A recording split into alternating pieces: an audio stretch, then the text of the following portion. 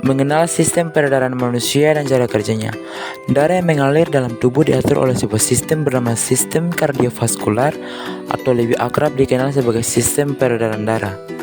Komponen utama sistem peredaran darah manusia, darah memiliki peran untuk mengalirkan oksigen, zat gizi, hormon, dan berbagai komponen penting lainnya untuk menjaga kelangsungan tubuh Anda.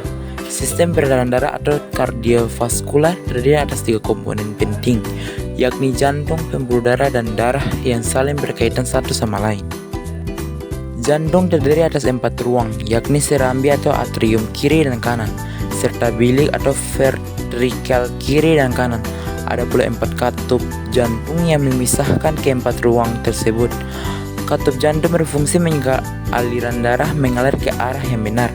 Bagian ini terdiri atas katup trikospid, mitral, paru, dan aorta. Setiap katup memiliki bagian penutup atau flaps yang disebut left flap atau tubes. Bagian ini akan membuka dan menutup sekali setiap jantung berdetak. Darah manusia. Organ ini berfungsi memompa darah ke seluruh tubuh dan menerima aliran darah kembali. Letak jantung berada di atas paru-paru, tepatnya di tengah dada dan bagian belakang kiri tulang dada. Ukuran jantung berkisar 200-425 gram atau kira-kira sedikit lebih besar dari kepala tangan Anda. Yang kedua, pembuluh darah. Pembuluh darah merupakan saluran elastis yang berfungsi untuk membawa darah dari jantung ke bagian tubuh lain atau sebaliknya pada sistem peredaran darah manusia. Ada 3 pembuluh darah utama yang terdapat pada jantung, yakni arteri, vena, dan kapiler. Pembuluh darah pertama yaitu arteri. Pembuluh darah yang membawa darah kaya oksigen dari jantung ke bagian tubuh lainnya. Arteri punya dinding yang cukup elastis sehingga mampu menjaga tekanan darah tetap konsisten. Yang kedua yaitu pembuluh darah vena. Pembuluh darah yang membawa darah miskin oksigen atau penuh karbon dioksida dari seluruh tubuh untuk kembali ke jantung. Vena punya dinding pembuluh yang lebih tipis dibandingkan arteri. Pembuluh darah yang ketiga yaitu kapiler. Pembuluh darah yang bertugas menghubungkan arteri terkecil dengan vena terkecil.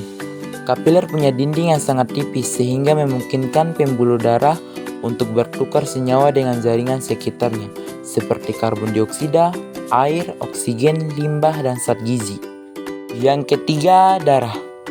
Komponen utama dari sistem sirkulasi darah manusia selanjutnya ialah darah. Rata-rata tubuh manusia menampung sekitar 4-5 liter darah. Darah berfungsi mengangkut zat gizi, oksigen, hormon, dan zat lainnya dari dan ke seluruh tubuh. Tanpa darah, oksigen dan zat gizi akan sulit mencapai seluruh bagian tubuh. Itu, komponen darah lainnya juga memiliki peranan penting dalam melawan penyakit serta membantu proses penyembuhan luka. Dikutip dari American Red Cross, darah terdiri atas berbagai komponen sebagai berikut. Yang pertama, plasma darah. Cairan yang bertugas mengangkut sel-sel darah untuk diedarkan ke seluruh tubuh bersama dengan zat gizi, antibodi, protein, pembekuan darah, dan bahan kimia seperti hormon.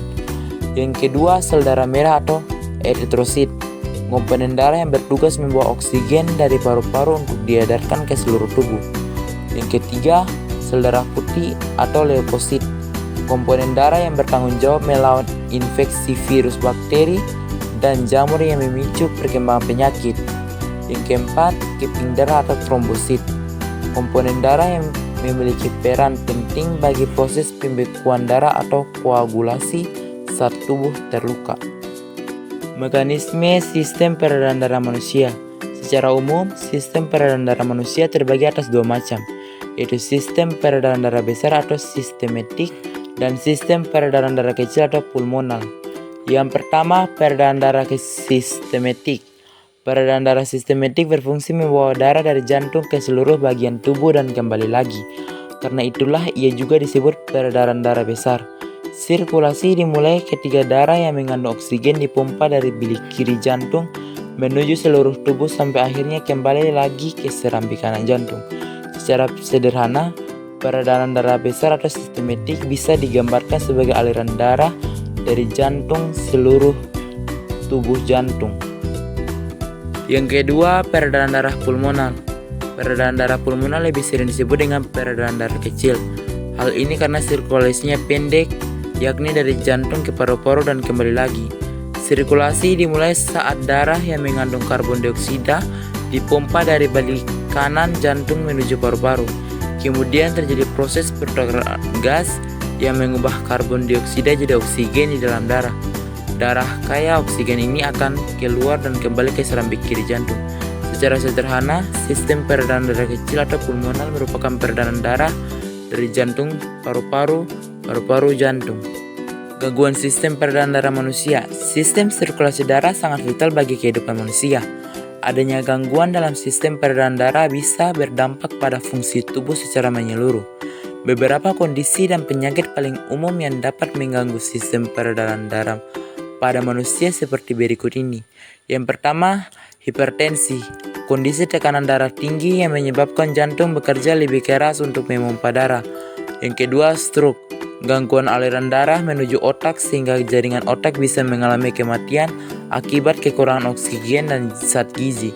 Yang ketiga, aneurisma aorta.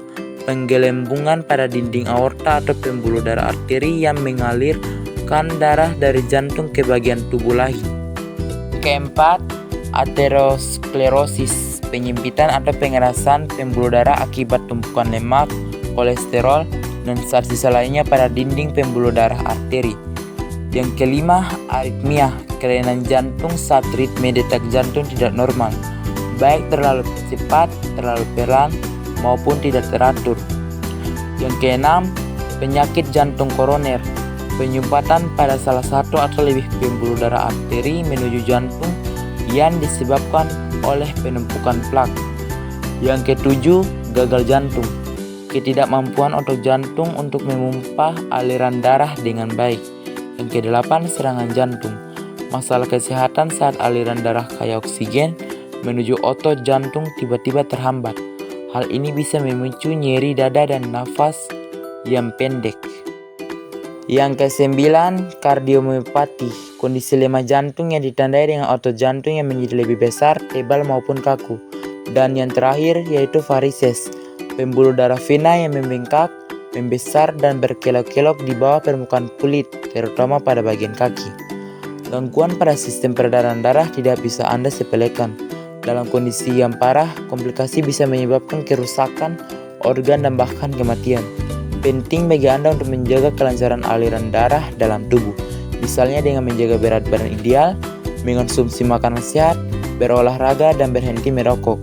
Selain gaya hidup sehat, menjalani pemeriksaan rutin juga membantu Anda mengetahui ada tidaknya risiko masalah kesehatan pada sistem kardiovaskular. Jika Anda memiliki pertanyaan lebih lanjut, konsultasikan dengan dokter untuk mendapatkan informasi yang akurat. Sekian dan terima kasih.